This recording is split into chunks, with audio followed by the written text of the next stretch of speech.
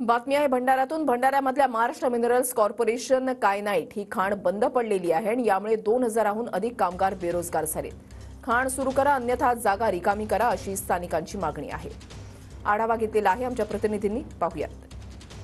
भंडारा जिल्ह्यातील लाखांदूर तालुक्याअंतर्गत असलेल्या दहेगाव येथे कायनाईटची खाण आहे।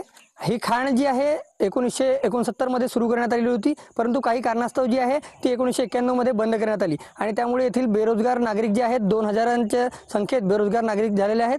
आणि का बरं ही खाण बंद करण्यात आली, काय कारण होतं, आपण त्यांच्याकडून जाणून घेऊया। आपल्यासोबत या परिसरात कंपनीचे जे आहेत अधिकारी आहेत। काय सांगाल, का बरं खाण बंद केली आणि किती बेरोजगार नागरिक आता तयार झालेले आहेत? या खाणीवर हे दहेगावची खाण 1969ला सुरू झाली।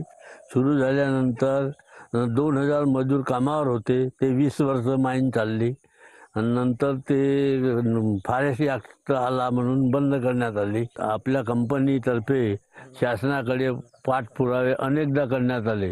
राष्ट्रवादी काँग्रेसनं सुद्धा मोर्चा केला। बाकीच्या मजुरांनी कलेक्टर ऑफिसवर मोर्चे नेले, परंतु अजून काहीच उपयोग झाला नाही। ही खाण लवकरात लवकर सुरू होऊन याच्या परिसरातल्या लोकांना, गरीब मजुरांना काम द्यावा हीच आमची अपेक्षा आहे। रुपेश सपाटे, TV9 मराठी,